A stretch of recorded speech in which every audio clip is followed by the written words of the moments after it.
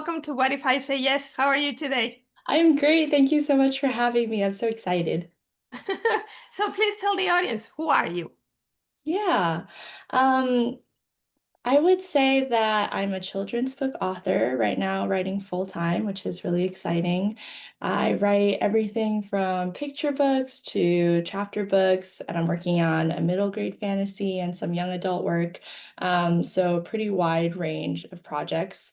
But I also do a lot of other kind of adjacent creative work, I would say, to children's literature. I write poetry.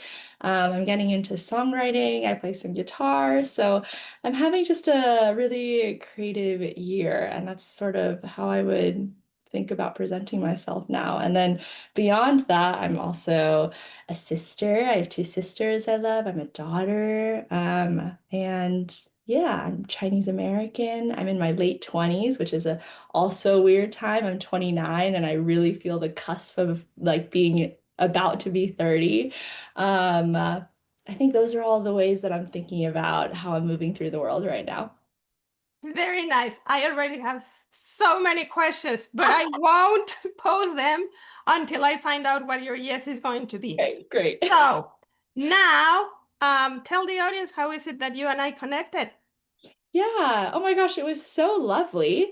So we met because I'm currently kind of passing through Ithaca for an artist writing residency, called the Sunlit Residency for Social Justice and Human Rights. And it was created in commemoration of this incredible person and professor at Ithaca College named Dr. Gage, who I didn't have the chance to meet, unfortunately, but the residency was created in her honor, and I like really felt her spirit and presence. And there was a birthday celebration for her at Buffalo Street Books. My first time at that bookstore, I absolutely loved it. And it was just like a lovely event. And there were a bunch of people there, many of whom knew Dr. Gage personally or were connected to the Sunlit Residency or the administrators in some way. And I got to present some of my work. So I gave a little sneak preview of my upcoming picture book titled Mr. Chow's Night Market that comes out in April 2025. And then we were actually connected because your daughter Maya came up to me as I was cutting a slice of cake, and she was just so sweet and was telling me that she liked my picture book. She was so mature for her age. I think I literally asked, like, "Oh, what do you do?" Because I thought she maybe was already working, and she was like, "I'm in school," and I was like, "Yeah, okay, yeah, that makes sense." But she was just so well spoken and so kind. So we actually hit it off and started chatting first, just about her interests and how she's such a creative spirit too, and so just like well-rounded and fascinated by so many things in the world around her. I was having such a blast talking with her. And then I think at some point, you and Carlos came up and the four of us started chatting. And I forget exactly how you started bringing up your interview series that you do. But that's how we were connected. Yeah. And it was like so lovely and serendipitous. Yes. So we went to that event. Suji was friends with my husband. Um, Mm. and he works at Ithaca College. And we know Annette, who organized the event. And so we wanted to be there. And it was a lovely event. When you came to the front and started talking about your book, the three of us fell in love with the story, with the illustrations, with you as a person just describing so full of happy energy, describing Oh, what you had done and how you have built this book and this story. So I guess independently, we all knew that at some point we needed to stick with you. And so after everything, all the presentations were done, and then it was time for just mingling and eating pastries and cake.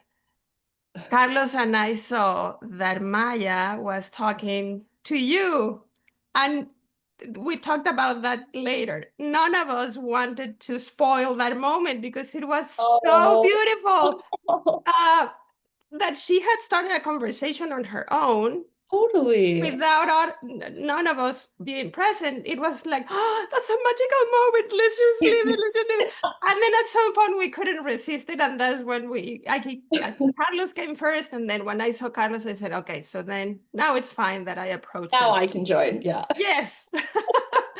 And I mean, you're a very lovely person. You're very easy to talk with. You. Um, I kind of got a sense of what you had talked about Maya and you, and then Carlos, and so it's just like immediate when I find a person with that kind of energy and story.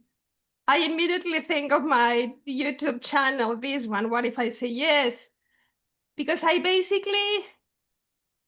kind of think of my brother, and if my brother were alive, this is the kind of people he would love to meet and have a conversation with.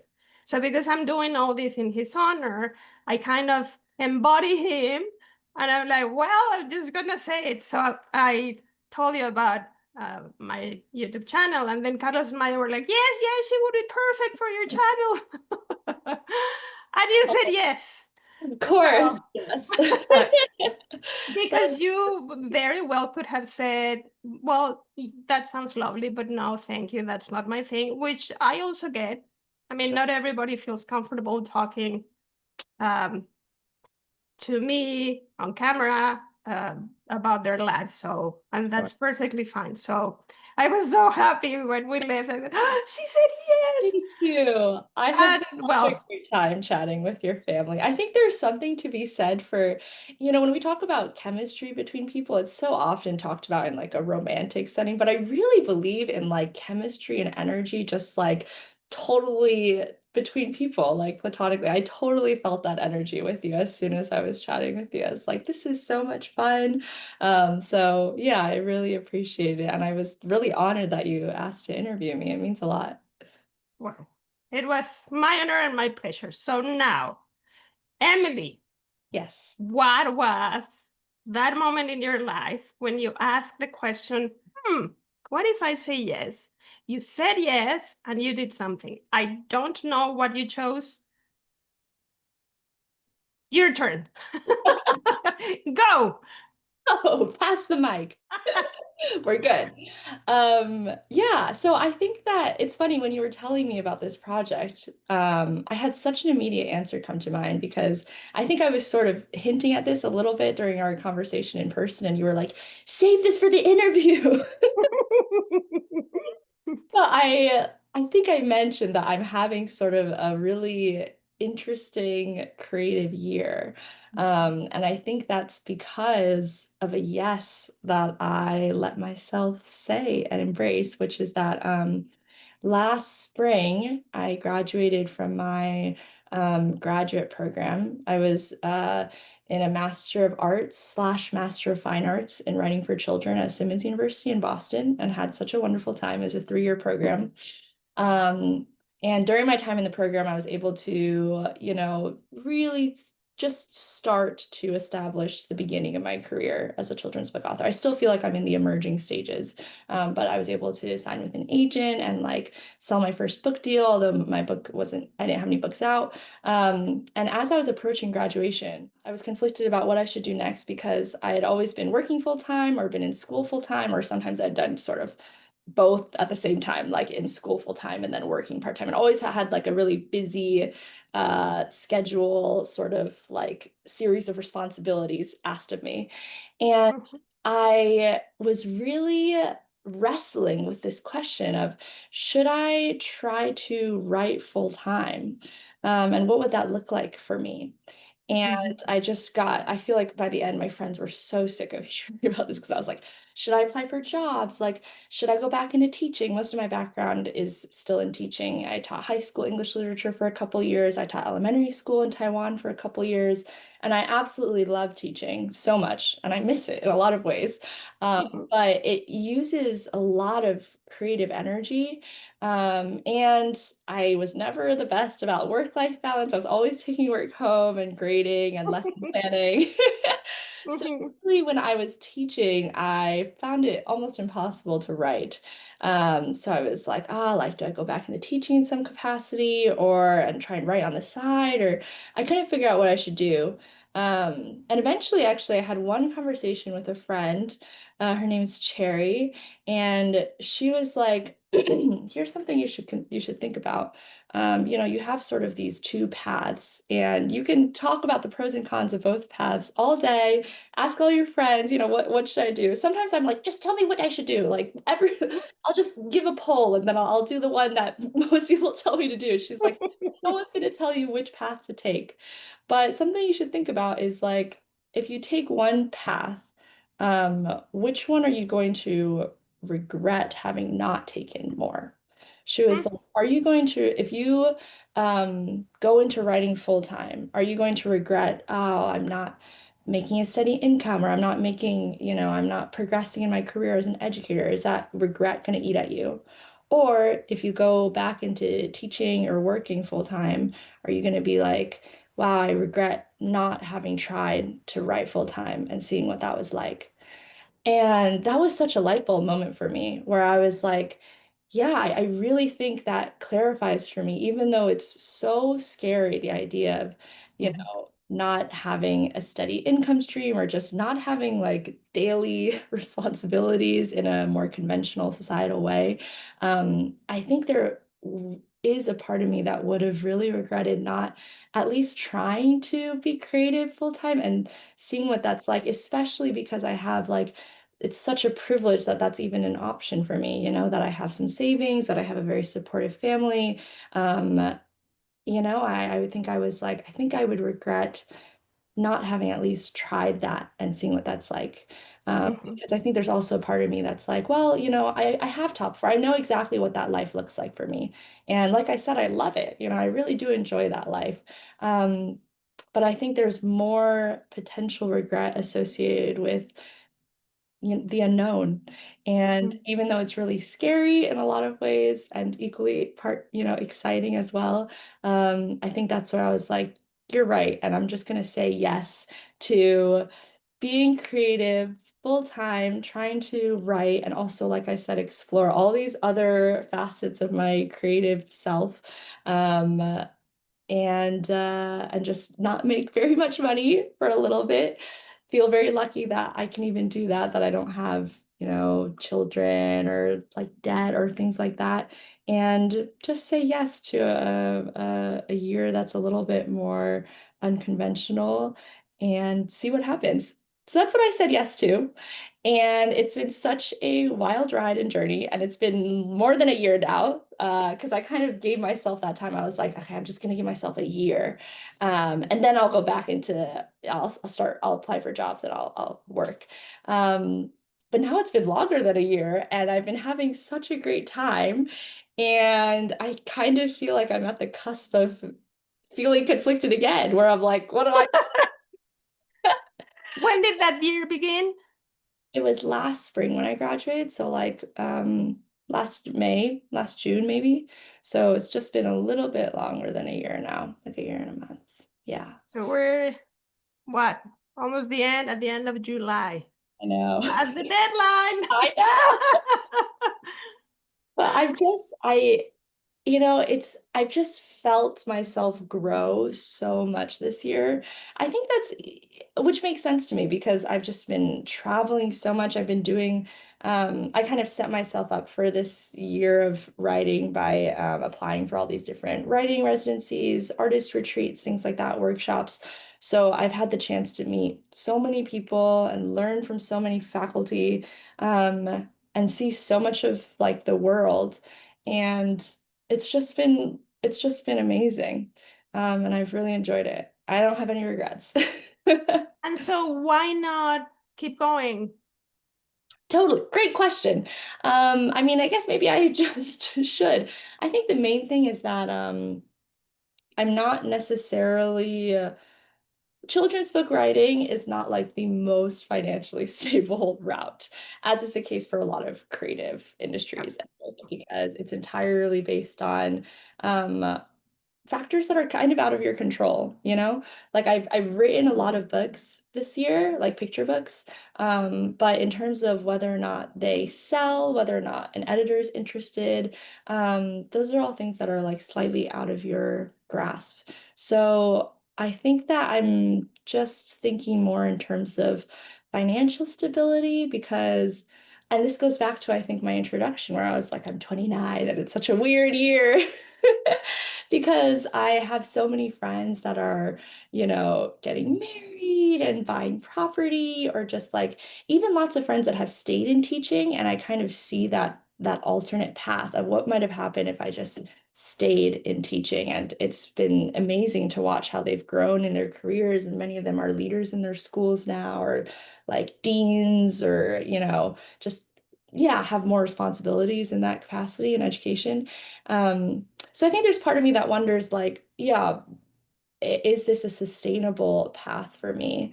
Especially because I do want children and I just want to make sure that I'm setting them up for success too. And that I have the financial stability to give them the options in case they want to just write full time Mhm. that I could support them. So I think I'm trying to think a little bit more long term, to see what that looks like. I think that's the only thing that's sort of holding me back a bit when I'm thinking about, should I just keep doing this? Because I'm definitely not necessarily like saving for a long-term future right now, even though I'm learning so much and having so much fun. How many more months or weeks or days until your birthday? Oh, Until you turn 30? yeah, November 24th. Oh my gosh, it's the 24th today. So exactly 4 months. 4 months. Oh, wow. Okay. So that's kind of your next deadline. Spoken, unspoken, but it's kind of. Oh, you're right. Yeah. I didn't think of it that way, but I guess that is the date that is coming up. But it's funny because I I'm so in love with that creative part that every human being has. And Oh, um I don't know, I don't like it very much when, because how the world works, I know. we have to start thinking more seriously or more like an adult and do more adult things when, like, can we combine both, like but anyway, before exploring more, I would love to hear more about that year or year and a few months. Yeah. Can we go back a little bit? Mhm. Did you, when you were a kid, was becoming a writer part of your plans, or what was that, a possibility, something you thought about, or not at all? No, it's totally, I get this question all the time that's like, oh, like, why children's books? Or, how'd you get started writing? And yeah, my answer is always just kind of like, it's like a non-answer. It's just like, this is all I've remembered wanting to do ever since I was a kid. Like, Really? yeah, like I don't remember when I started writing. It's just something that I've always done. And yeah, and I think that I was just such a voracious reader as a kid, and I was writing what I was reading. Mhm. And I just never grew out of it. I think that's the answer for why children's books. I absolutely loved it. And it's all I remember being really, really excited about when I was a kid. And obviously the writing has changed a lot. I'm hoping it's gotten better than when I was a child. Mhm. And it's been across so many different genres, like I said, poetry, and I was a big journaler as a kid. Like I kept a travel diary. They're really cute. Those are some of my most prized possessions, actually, are my like travel journals from when I was a kid. I was meticulous about like I would write like, oh, this is the airplane model that we're on, and I'm in seat 27B, and like was taking really meticulous notes, but also, just reflecting on my day and things I'd learned, things I'd seen. Um, I think writing is sometimes it's just sort of a practice in observing the world around you, being perceptive. Um, Mhm. and I think once I kind of developed that skill, whenever it was, I just wasn't able to turn it off. I was like, I love thinking in that way. Did So, you have a moment when you had to kind of draw the path of the things and the steps you would have to take to get to where you are today? hmm, um, for a long time, it was just, yeah, for a long time, I didn't really plan that out logistically. I was just like, I want to write. And so I wrote a lot of books, some good, some not as good. I think when I started thinking about it more professionally, um, probably after my first graduate degree is in education. It was a 2-year program where I was teaching high school English literature for 2 years as well as at a boarding school, um, Mhm. and also being in school myself. And then after that, I went to Taiwan and taught for a couple years. And yeah, I guess now that I'm reflecting on it out loud, I sort of always, it seems like I have these sort of moments in my life where I reach a crossroads. I was having such a wonderful time in Taiwan teaching that I decided to stay another year and keep teaching. And maybe I would have kept doing that because I seriously had such a wonderful time. And I think everyone should live abroad at some point because it's nice to see the contrast sometimes. Mhm. But what happened is that COVID hit Taiwan. There was a huge delay because Taiwan is such a small island that they were able to shut their borders down really, really early as soon as the outbreak was happening. So it was actually like business as usual in Taiwan for a really long time. Like Mhm. US wasn't shut down. Like Taiwan was still like, just restaurants were open, bars were open, like everything was the same. But I think they started sort of relaxing borders later, and then there was just this delay when finally COVID was starting to hit Taiwan, and then the US and Taiwan were kind of switching. The US was starting to lighten up restrictions, and I was like, okay, I guess maybe now is a good time to go back. Uh, and yeah, I think when I was at a crossroads then, I remember thinking to myself, I've always wanted to do an MFA in creative writing because those were my favorite classes that I took in undergrad. I studied creative writing and English, and I loved writing workshops. And I think I'd always had in my head that I would love to just really dive into a study of creative writing in a more serious capacity as a graduate student. And so I think it seemed like good timing for me. And that's when I started applying for different programs. I had no idea that there were even MFAs in writing for children specifically. But I was so excited to see that was even a possibility and applied for a couple programs. And I think that's what really like led me to pursue what it might look like to be a professional writer. Just because being in grad school gave me different opportunities and resources and mentors that allowed me to kind of understand the ladder that I needed to climb in order to write professionally. Because unfortunately, there's not a whole lot of transparency in the writing world. I think that's true for maybe a lot of creative industries. There's sort of like a curtain. And so like learning all the little steps, like there's just so many different steps for writing. It's kind of wild. It's like it's not very straightforward, you know? You need Mhm. agent who, and then the agent is like the middle person who then pitches your book to editors. And then with editors, they have like an editorial team that they need to convince. And then there's like an acquisitions meeting. There's like this whole like chain of gatekeepers basically in the publishing industry. And just learning about that, I think, was really helpful. So yeah, that's when I started being able to learn more about how I might progress as a writer. And I was really lucky to have really great mentors in graduate school who were able to kind of guide me and support me on that path. So you always wanted to be a writer, but you didn't necessarily pursue that. Let's say when you finished high school, Hmm. how did you, what did you think you were going to do for college? And what did you end up doing? Totally.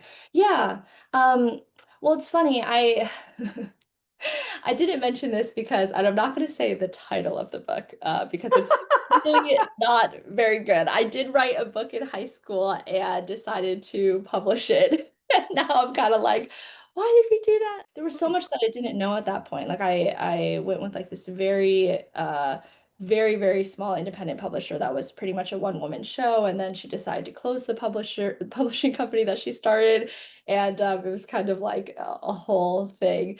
Oh And no. I know, but I think that goes to show that yeah, I think I was thinking about it more Okay. professionally, even when I was a kid. But you're right that in college, I think I started to explore other options, because Because of that experience.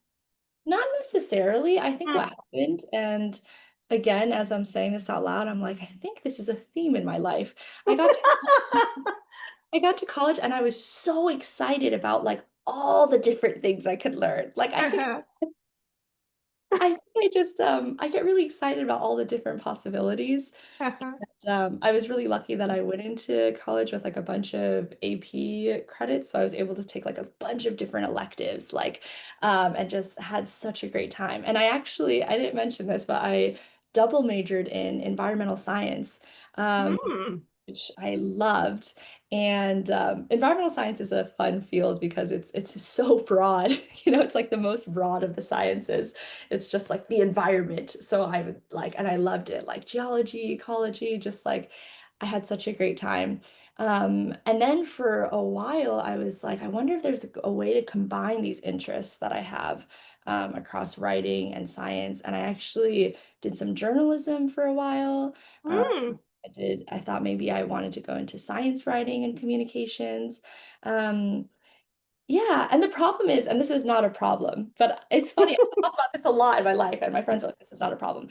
Well, I really love doing a lot of different things. So it makes making choices very difficult because all the paths seem really great. So I had a great time in doing science writing. But I think eventually I was realizing that journalism is, as much as I enjoy it, because like you probably can relate, like I'm a big people person. Like I love talking with people. I love learning from people, especially like people that are experts in their field and Mhm. can learn from them. Like I think that's so cool. And I love being able to translate that for a more general audience. I think that speaks to my interest in teaching too, like how to make content exciting and accessible and engaging. And actually is also related to my work as a children's book author. But the thing about journalism is that it's also really structured. There's like a very specific way to write like a piece for journalism. And Mhm. I was kind of realizing it didn't quite scratch like my creative itch. Mhm. So I think at that's sort of when I started pivoting and thinking about, what are other things I could do? And then I went into teaching for a while. And like I said, I also loved teaching and had a wonderful time. But I think that's when the writing sort of fell to the side a bit because I just didn't have the creative capacity to do both. And I have a lot of friends. I mean, that's like a huge overlap in the children's book world. Like there are a lot of teachers that write at the same time. So it's definitely doable. But I couldn't really figure out a sustainable system for me. So yeah, I wasn't able to write. Um, and then I missed it. And I think that's when I was reflecting, after Taiwan and the teaching year was wrapping up and COVID was starting to sort of affect Taiwan a bit more, where I was like, maybe I should just try to go back into writing. Yeah, totally forget your original question, but hopefully. It doesn't matter, but now I'm thinking, so if you were writing your own life story as you live your life, it looks like here's Emily growing up, and then she finds a passion, reading and books and writing, and that every time that you go explore something that is different and interesting, but doesn't contain that original passion, you're like, yeah, well, I miss writing. And then you go back, and then you go explore another branch, and yes, this is interesting, and I could do that, but I miss writing. And then you come back. So interesting. You're so right. I never really like zoomed out and did the bird's eye view of my professional career, but you're so right. I do keep doing that. And it's funny because I don't think I so have no regrets at all. And Mhm, I think that something that's fun about those deviations is that they all, I'm realizing, serve my writing actually. mhm, mhm, Especially because it can be little things like, or very literal things like, I love teaching, I love working with kids, and now I'm writing for kids. So I can draw on all these different like characters almost like students that I've worked with, and kind of really embody the mindset of a kid because I've worked with them for so long. But also, one of my favorite parts about writing and publishing is like doing school visits, doing author visits, and like mhm, kind of presenting on my work. Even like, yeah, like at the Buffalo Street Books event, working with people and kind of explaining my work. So mhm, that feels also very adjacent to teaching for me in ways that I've grown. And then it's so funny that we're talking about environmental science now because I'm trying to figure out how many details. I probably can't give really specific details right now because we're still working out the contract, but I'll just say that I'm having the opportunity to do a really exciting book project that involves like environmental science. I just got mhm. off the phone yesterday with like my agent editor. It's like it'll be like explaining volcanoes to kids, like to Ooh. oh, this is so fun because like, I think there is a part of me that also misses environmental science in some capacity. And I'm like, Mhm, it is cool that as I'm progressing, I'm finding ways to like weave in different interests, even though I have this sort of, you're right, this like very steady road that I keep returning to. All the mhm, little side quests, I think, help serve that too, you know? mhm.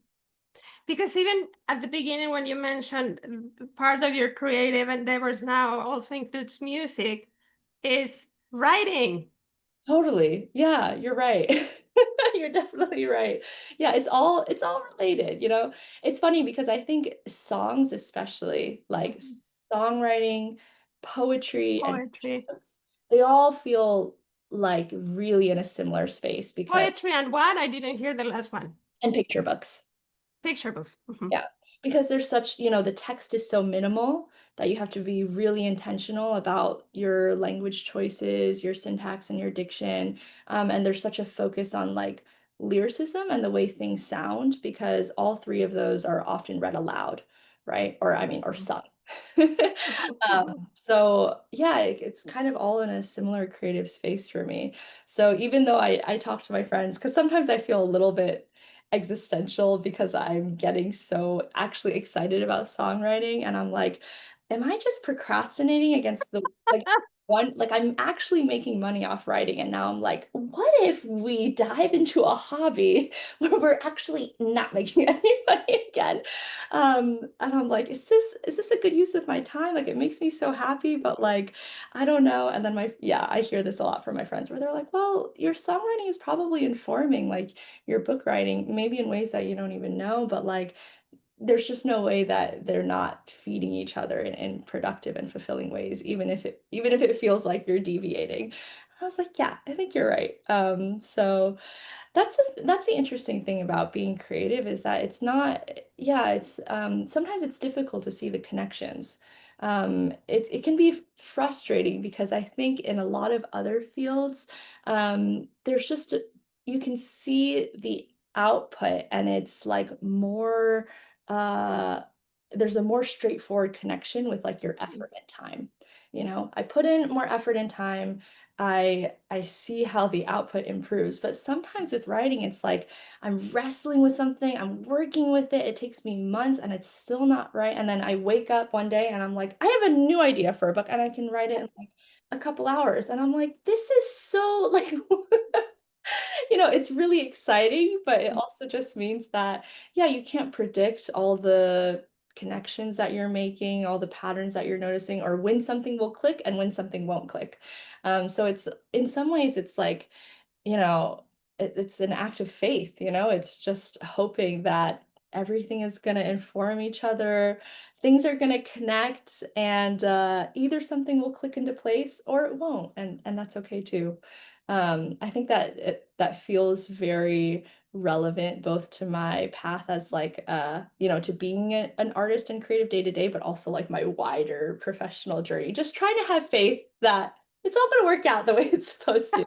Even if I can't match all the puzzle pieces right this second, it's going to be fine and it's going to make sense. Because that's also something I grapple with.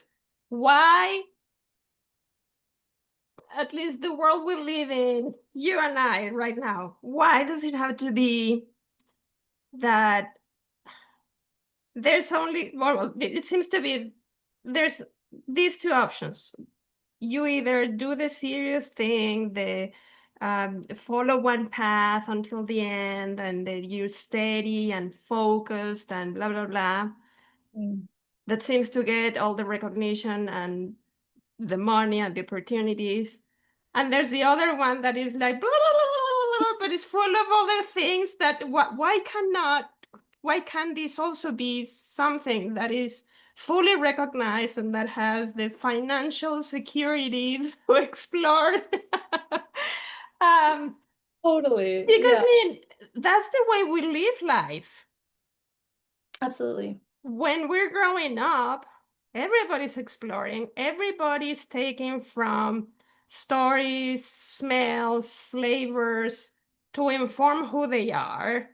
At some point, some of those things make sense, and then you go back, you taste a dish, and then it reminds you of something that has a memory attached to it that doesn't have to do specifically with the moment you're in, but it's connected and it allows you to enjoy this dish so much more than if you didn't have that connection. So if this is the way we are as human beings, why isn't this translated or translating this into a professional pursuit? Isn't that considered also something super valuable? Totally. I completely agree. I don't know why. Yeah, it's a really great question. I don't know why. I think that, yeah, I wish I had the answer for that. I mean, I think I'm always these days talking about like, capitalism. So I feel like that's the answer, because I do think that, yeah, weird things happen when you mix money and art. It's like oil and water. I really don't think they're supposed to mix. Because yeah, I feel like weird things happen. Like I think even I like when I'm writing, I'm trying not to think about the money because The business part. yeah, it's weird though. It's like it's always there too, It's like impossible to escape. But Yeah. it does really weird things to my creative process where if I'm too focused on it, then when I write, I'm not just writing for myself or like being excited to follow the possibilities. I have this little voice that's like, is this marketable? Like, is my editor gonna like this? Like, how can I write something that's gonna sell? Mhm. And then the funny thing is when I'm thinking more about that, the writing is just not as good. The Mhm. writing is actually way better when I give myself um, the chance to just focus on the craft of it. And I think Just play. exactly, and I think that's one of the reasons that I've been loving songwriting so much because nobody's trying to buy my song. So when I'm writing the songs, there's like a purity in it, It's like, like what's best for the song? Like I don't have to think about like any of the outside noise, you Yeah. know? Yeah. Now, um, I'm sure a lot of influencers or people in social media who are making a living without going through the institutions or the gatekeepers will think that, well, maybe we just haven't have found the way. So in your case, for example, have you considered self-publishing or have you considered creating kind of your own brand and then go around or away from the editorial houses and the agents? Is that possible or is that just super difficult? That's a great question. I have thought about it, but it's funny. I think I considered it more seriously when I was younger. And now that I know more, I think that it'd be a lot more difficult. just because self-publishing, there are certain kinds of books that do well in self-publishing. Like nonfiction can do pretty well in self-publishing, especially if like you're an expert in your field and you already have a like a following of some kind, like Hmm. or influencers, like we call them like book talkers, like authors on TikTok. Sometimes when they self-publish, that can go really well. The other one is like, I don't know what the audience is for this YouTube channel, but the other, like erotica sells really well in self-publishing space because people are buying it privately. It's kind of like Oh, but the problem with children's books is that like children aren't like buying privately, like Googling specific books to buy them. Like it's for the parents. yeah, for children's books, it's still kind of like bookstores, libraries, Hmm. schools. It's like a lot of it's what institutions like recommend. Hmm. So I think it's a lot more difficult, I think, to reach a wider audience if you're writing children's books and trying to self-publish, is what I've Okay. found. Yeah. But yeah, I think that I'm hoping that like I get to a point where, and this is like a relatively common, I think, phenomenon that, at the beginning of my career, I think I am sort of focused on like, I want to be able to sell projects. I want my projects to sell well. But I Hmm. think my understanding is once you are a little bit more established, I don't know if it's the publishers that give you the freedom to do this, or maybe you give yourself the freedom to do this to like take more risks and be a little bit weirder once you have like a bit of a track record. So I'm hoping that I can do that too. Not to say that like the books that I'm publishing now aren't like I'm so proud of them. Um, but in terms of just like doing things that are a little bit more unconventional, I think that I'm excited to see where my career sort of takes me creatively there. And then, I mean, to be fair, you're not doing that bad. You just graduated last May, so last year. Oh, that's true. That's true. You've been at this formally with the title for a year and Mario, That's junio, julio, and 2 months. mhm. Yeah. So, and you already have there's the book that we love. It's Yeah, gonna be published. that's true. So, Thank you. That's a good um, reminder. Yeah, you're not doing that bad. I appreciate Anyway, give me a summary of that 1 year. it. Mm, Um, what yeah. is it that you did? Summary of the year. So I basically did a variety of writing residencies. It's kind of similar to the Sunlight residency where you are given room and board and you get to be in community with other artists and writers. I did a bunch of writing workshops, which Wait, wait, wait. But for someone who doesn't know what these residencies are about, do they pay you or they pay for everything while you're there doing your work, or how does that work? yeah, it depends. Most of them are at least free housing, which is a Hmm. big reason I've been doing them because I'm just looking for free housing. And then some of them also offer like yeah, stipend on top of that. Some of them you do have to pay for, but I was really because I'm kind of, writing on a budget and being mindful of that, I was definitely more interested in opportunities where, yeah, room and board would be taken care of at least. And sometimes they like cover travel and things like that, which means that they're pretty competitive. So I feel very lucky that I was able to do as many as I did over the year. How many residences Oh, did I do total? Um, around? um, maybe like six or seven, something like that. I'd have to pull it up. I mean, I was gonna say that sometimes like the definition is a little bit more nebulous because like I also did writing workshops where they're kind of like residencies, but they're more focused around like a specific instructor who is like Hmm. teaching a specific topic. Which was really fun. So I did like some of those with various like Tin House in Portland, Oregon. I did one with them that was like focused on young adult writing. And then I did one in Provincetown on like the tip of Cape Cod through the Fine Arts Work Center that was focused on, it was a poetry workshop on friendship, which was really Oh. So yeah, and then yeah, those were pretty much the two main kinds of opportunities I was doing. Either kind of more self-directed residencies where your time is your own, like you're kind of working on a specific project, or workshop style residencies where you're like more of a student and learning from a faculty. So those are the two main types of things I was doing over the year, and they pretty much brought me like all over the U.S. Like I said, like Cape Cod. I was in Key West, Florida for a little bit.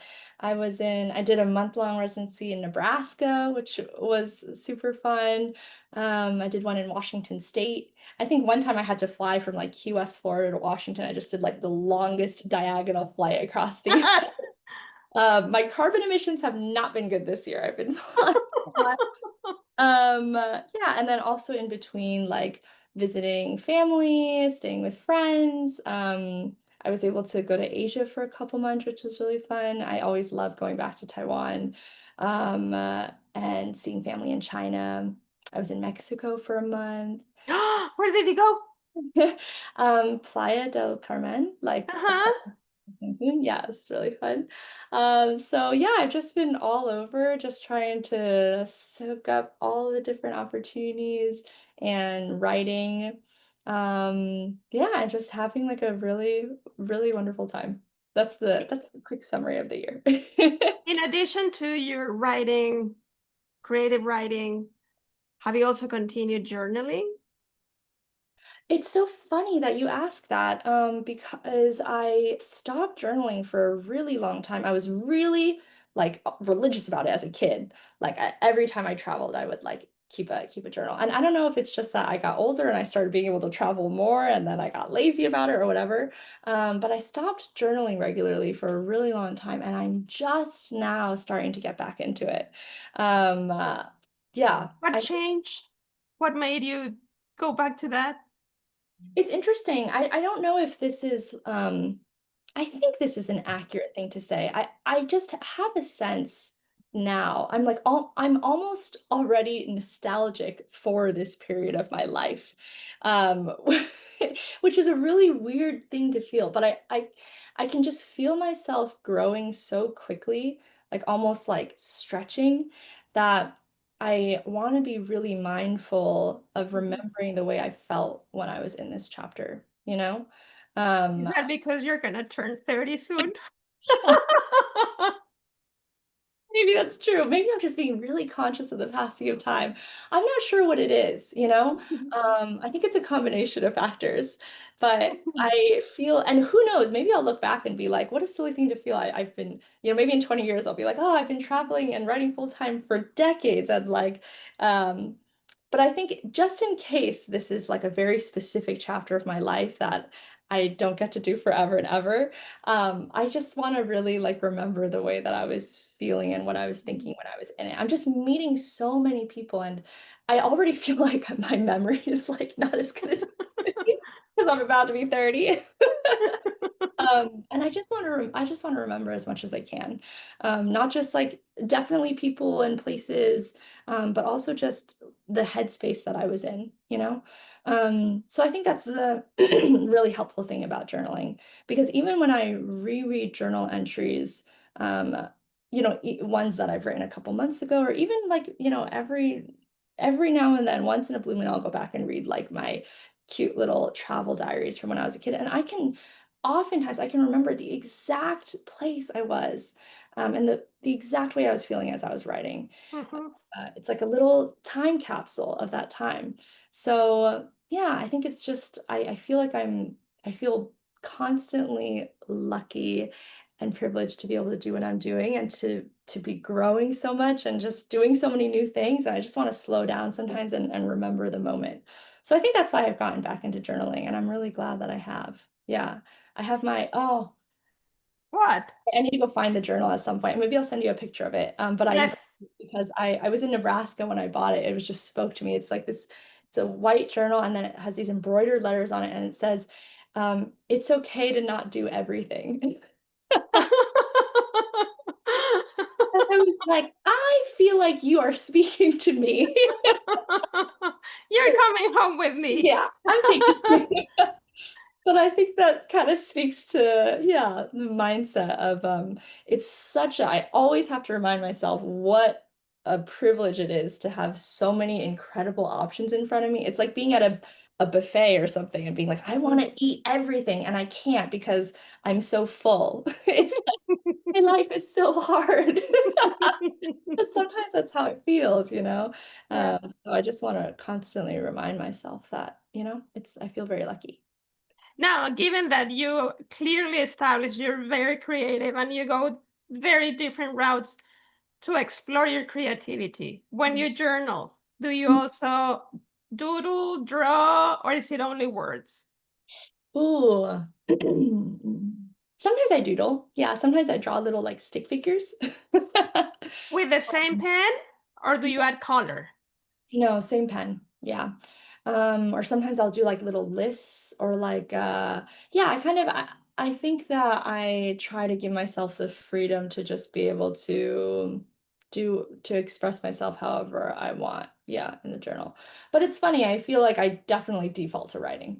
I would say most of it is just writing and Okay. I guess that's just that is still the main way I think I view the world. Is through And writing. going back to my example about the food and the memory, Yeah. when you said, when I read, it brings me back to that moment, and I could see myself and I remember everything about that moment.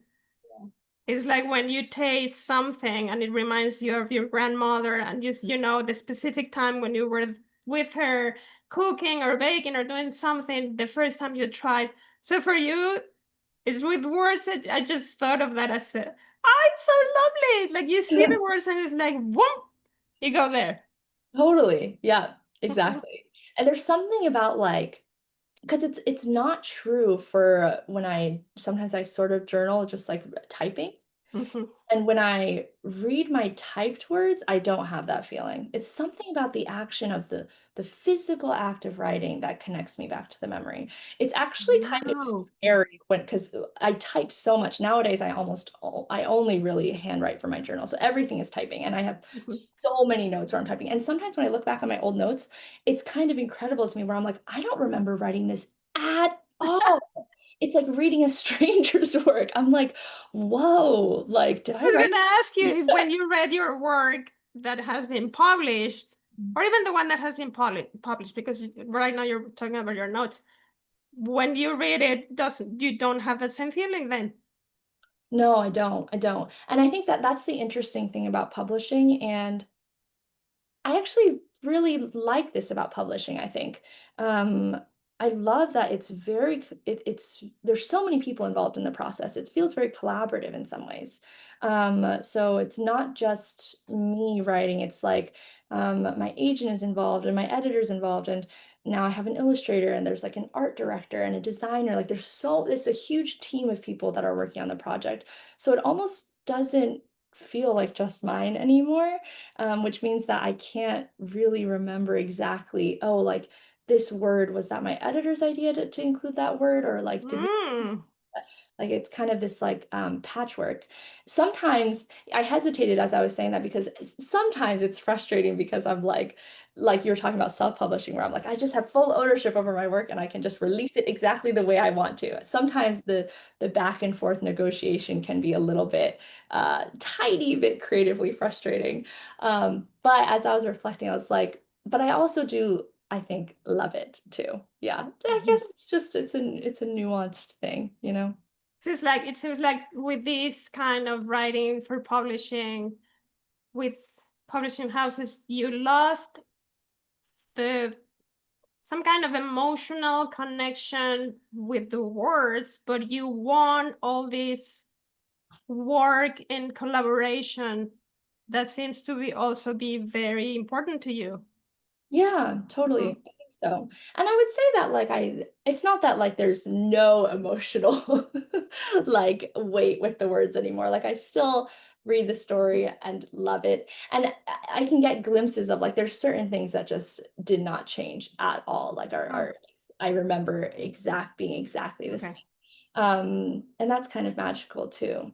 So yeah, it's funny though with publishing because in some ways I've been living with this project for such a long time because we actually sold Mr. Chow's Night Market like 2 years ago, and it doesn't Oh. until next, it's like 3 years of sustained excitement and wrestling with the manuscript and the illustrations. So it's funny, yeah, in some ways it kind of just seems like it has its own life, you know? Mhm. Mhm. Yeah. Emily, before we go to the no, Yeah, one last question. sure. How different has been your professional life from the one of your parents? How much did you deviate Oh my from gosh. what they were doing or they're doing right now? It could. And if you did deviate a lot, did you encounter resistance from them? Mm, great question. Wow, this is the last question. It's gonna be like an hour. Just kidding. Just a little thing. Just a quick yes or no question. I'll try to keep the answer short. Um, it's yeah, my path could not be more different than my parents. My parents are both doctors. They grew up in China in, pretty impoverished situations and were able to, back when I think the American dream was a little bit more of a concept, a little bit more achievable, realistic. They really did it. Like they went to med school, they came to the US, they've just climbed steadily in their careers. They're both very successful doctors now. And I feel really, really grateful to them that I was given the opportunities that I had here because and like I said, I feel like this goes all the way back to the beginning of our conversation where I was talking about how I really want kids. Like I had such an incredible childhood. Mm. Looking back now, I'm like, I was an extremely expensive child because I just wanted to take every day of the week. I had like a different lesson. And I had piano lessons, I had guitar lessons, I was in jazz band, I did gymnastics, I did kung fu. Oh my goodness. My mom always joked she was basically just like my driver. She's just like taking me everywhere. I guess this is just a theme for me. I just wanted to do everything, and I never ever heard like we that I'm not spending money on this seventh lesson of the week. They were always incredibly supportive. So I'm really grateful to them, and I think they honestly did a really great job. Just there was some light encouragement of like I have two sisters, and they were like, it'd be cool if one of you became a doctor. Like just But one, it's only a suggestion. just a thought. Um, but yeah, Did, no. did any did any of your sisters? My little sister is still quite young. She just graduated from college, and she is very creative. She's a graphic designer, but she was pre-med for fun as well. Like she did all the pre-med requirements just because she felt like it. She is such a character. So my dad is always like, you could still take the MCAT. It's not too late. So who knows? We'll see. And Uh, your other sister? my other sister, she's an economist for the federal government. She studies urban planning. She's doing her PhD. Actually, she's doing her like PhD defense like next week. And Ooh. uh, Congratulations. I know, I know. So yeah, no, well, she'll be a doctor. Just not a medical doctor. Um, but from the beginning, as soon as I was clear that and which was pretty early on, that I was like, I want to be a writer. Actually, my mom brings this story up all the time. Like my sisters are sick of it. And even I'm like, Mom, don't tell this story, but also like, okay, Mom, you can tell the story. She's always like, do you remember when you were a kid? And I was like, I love being a doctor because I love like helping people. Um, and apparently, I don't remember this. Apparently, I was like, I think that writing is even like more healing than medicine because it like helps people's hearts or something like that. And she was like, wow. I'm like, Mom, I'm so cheesy and dramatic. But she So beautiful. She brings that up all the time where she was like, I really didn't have an answer to that, you know?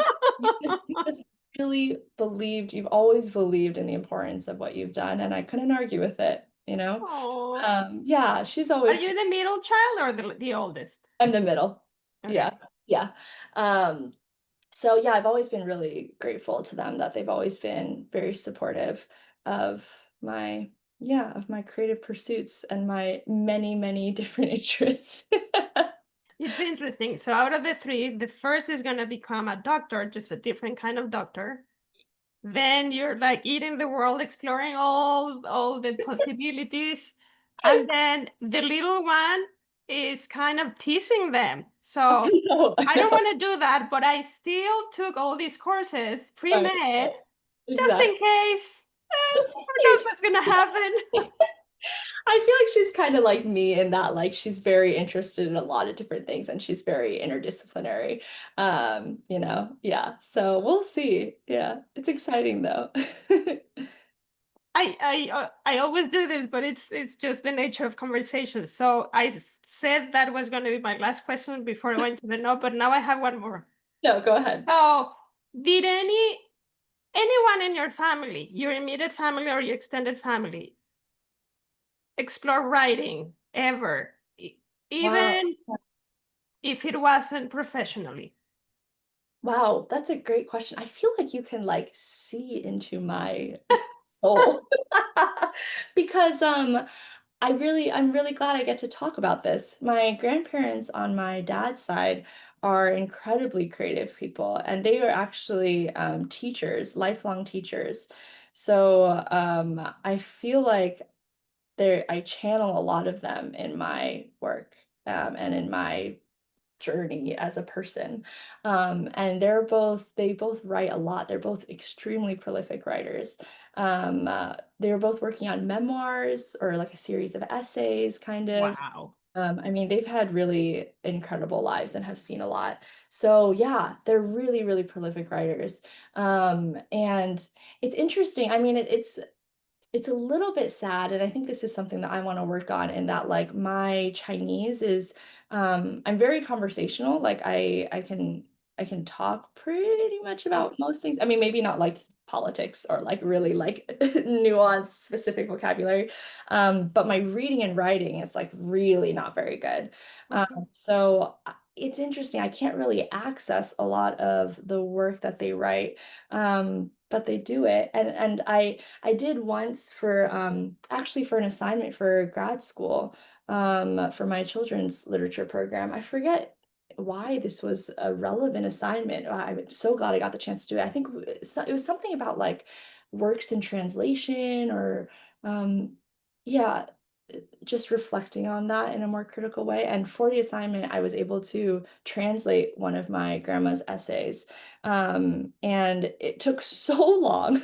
It was really difficult. Chinese is like just it's really challenging as a language because especially my grandparents, they're very like literary artistic people. So there's so many like idioms, like double meanings.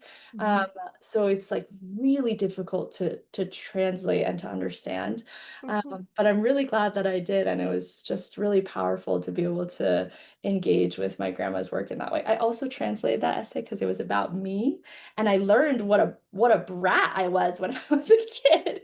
So that was fascinating. I was like, oh my goodness, I was an annoying child. I was just such a know-it-all. Like I just wanted to anyway.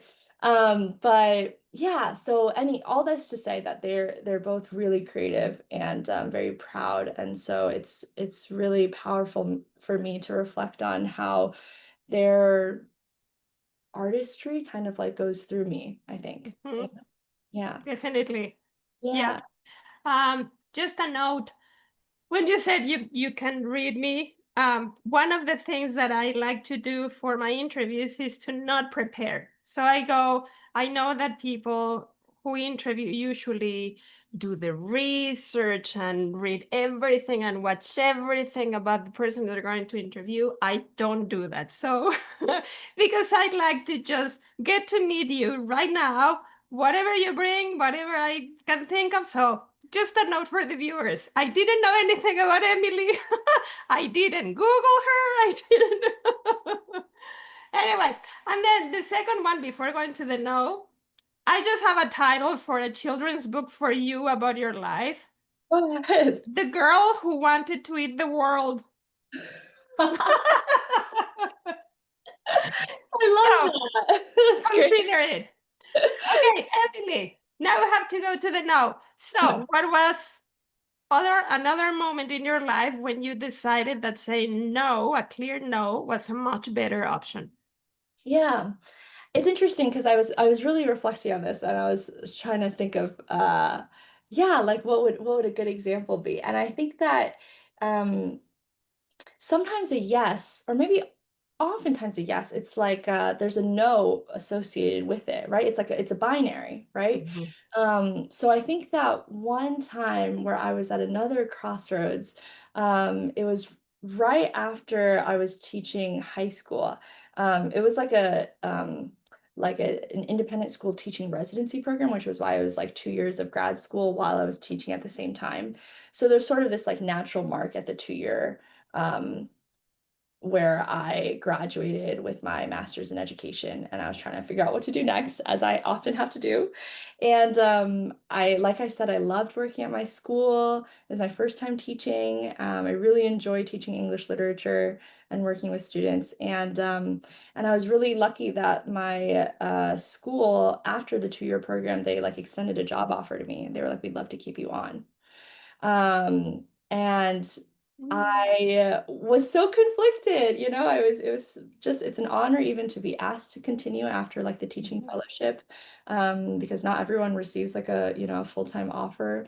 And like I said, I loved it in a lot of ways, but I just felt I was, that's also when I had gotten the Fulbright to Taiwan as well. And I was really like grappling with those two choices. Wow, it's so funny talking to you. I just feel like I keep repeating certain like moments in my life. Like Yeah. it's like a cycle. I had these two offers. I was really excited about both of them. I couldn't figure out what to do. Um, Mhm. and I guess I just, yeah, I feel like I never lived abroad before. Um, uh, and I just yeah, again, you know, it's just reflecting on like which path I would regret less. And it was really hard to say no to the job offer because, you know, stability, continuity. I had a lot of students who were like, just stay a little long. Oh, that was maybe one of the hardest parts. Like, stay one more year, then I'll graduate, then you can leave. Like, Yeah. you Yeah, know, I'm sure. um, and but yeah, it was a no that it still felt right, you know, because I was Mhm. really excited about the opportunity to live abroad and to do something I'd never done before. Um, uh, to try out this slightly less conventional path, I guess, which is the one I just keep choosing. So I guess in some ways I'm a little bit predictable in that way, I'm realizing. But then I'm very curious to see what you do once you turn 30. And because it seems so, if you always take the non-conventional one, but 30 for you feels more like now you have to think more conventionally, I then I'm know. very curious to see what you're going to decide. Ooh, me too. Tell me what to do this year. No, never, Emily, never. That's the adventure. Feel that though. I feel that like I think I just need to shake it. It's such a mindset thing, you know, it's so silly, you know, age is it's so arbitrary. But I feel like when I was younger, I felt like I had all the time in the world. Um, and I don't feel that way anymore. Mhm. You know, I don't feel like yeah, I feel, I don't know if it's that time is moving more quickly or the looming 30 over my head or what, or, you know, like the pressure of wanting children and like the biological clock. I don't know what it is or if it's a combination of factors. But I do feel differently than I did when I was in my early 20s, where I was like, I have all the time in the world to do anything I want. I feel like I have to be more intentional or something about my time. Um, There's something I can offer you yeah, please. that it's not advice. It's Oh, just okay. That's okay. now. I just thought of this. You're 29. Yeah. I was 29 when I first moved to New York City to start graduate school. Mm, So you're 29 and you already did something that me at 54 hasn't done. So you're way ahead. And so I started late, and at 54 I have a wonderful life. I don't regret a thing. So you at 29 with everything you've done, I mean, you can relax, Emily. okay. Life can still offer you beautiful, wonderful things, including a family. I That's the only appreciate thing I that. can say. Thank you. That's it. I appreciate the reminder. Yeah. Yeah. Yeah. You're absolutely right. Okay, Emily, I think we're approaching the end of our conversation. But before we leave, Yes. um, I know that not everybody does the homework before my interview, which is I asked them to read the text that my brother Hector wrote about the What If I Say Yes. You did homework, you did read it. So just maybe humor me for a minute. And this is going to be just for my parents. What did you think of that text? What made you feel? Oh my gosh. I want to pull it up just because I feel like there were certain lines that were really impactful for me. Uh, Okay. hold on one second. I also watched the doodle videos. I loved Oh, I loved it. Also, happy belated birthday. thank you. What a cool idea and like so magical to see all the different doodles. Um, yeah, I loved this piece. I thought it was really powerful. Um, and yeah,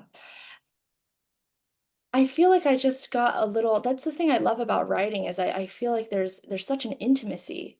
Like I Mhm, feel like even though I didn't meet your brother, like I did kind of, mhm, like that he's talking to me through his mhm, writing.